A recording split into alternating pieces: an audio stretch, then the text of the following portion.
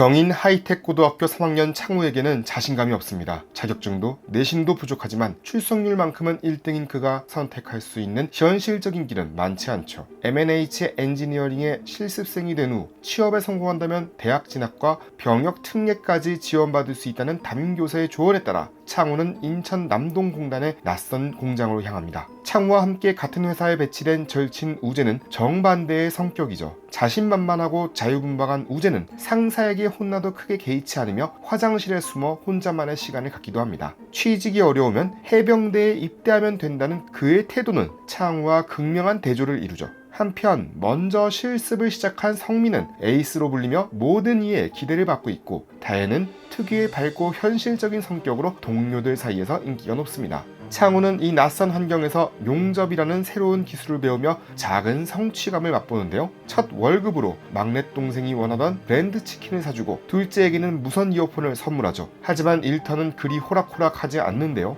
멀지 않은 곳에서 발생한 사고 소식이 들려오자 창우와 친구들은 자신들이 딛고 선 땅의 불안함을 실감하게 됩니다.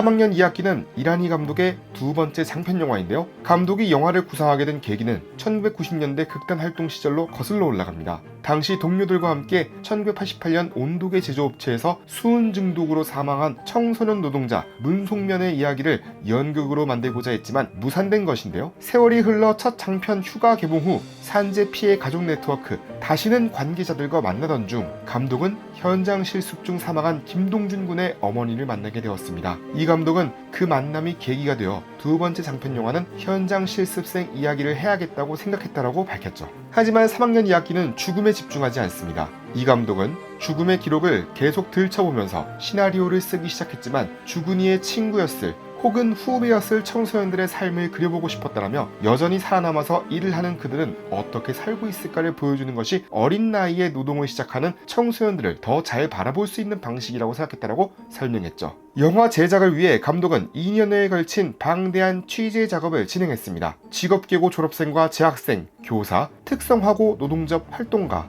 교육청 관계자, 비정규직 청년 노동자, 청년 노동운동 활동가, 용접사 등을 두루 만나며 현실적인 디테일을 쌓아갔는데요. 이런 3학년 2학기의 가장 큰 특징은 명확한 악역이 존재하지 않는다는 점입니다.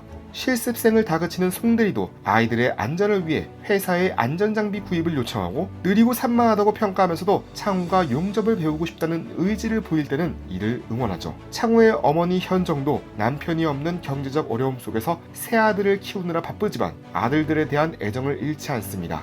이란희 감독은 여러 사람을 만나다 보니 이런 역할들을 어떤 하나의 그룹으로 적대자나 관문수호자로 그룹화할 수 있는 사람들이 아니라 각자 나름대로 애쓰며 살고 있는 인물이라는 생각을 하게 됐다라고 말했는데요.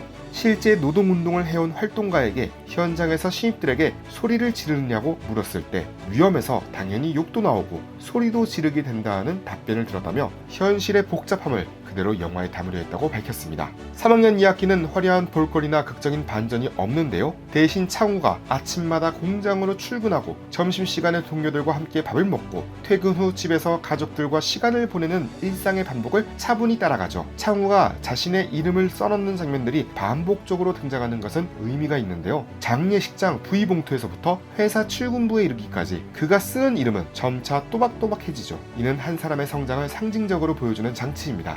창우의 취미인 기타 연주도 그의 성장을 은유적으로 드러내는데요. 공장에서 다친 상처투성이 손으로도 포기하지 않고 연주하는 핸델의 울게 하수선은 어려운 현실 속에서도 자신만의 영역을 지켜나가려는 의지를 상징합니다. 거친 노동과 대비되는 클래식 음악의 선율은 창우 내면의 섬세함을 보여주는 동시에 그가 여전히 꿈을 품고 있는 존재임을 암시하죠. 또한 창우가 지하철에서 승무원복을 입은 여고생들을 바라보는 장면에 대해서 감독은 직업계고 여학생들의 이야기를 충분히 담지 못했다는 아쉬움 때문에 넣은 장면이라고 이야기했습니다. 3학년 2학기가 전하는 메시지는 명확하죠. 부모를 잘 만나지 못해도, 타고난 재능을 찾지 못해도, 꿈이 없어도 성실하게 노동하며 살아가는 대부분의 사람들이 누구나 인간으로서 평등한 권리를 인정받으며 살 수 있다면 좋겠다 하는 감독의 바람이 고스란히 담겨 있는데요. 지독할 정도로 평범한 이야기이지만 바로 그 평범함 때문에 오래도록 기억에 남을 수밖에 없는 작품이 됐습니다.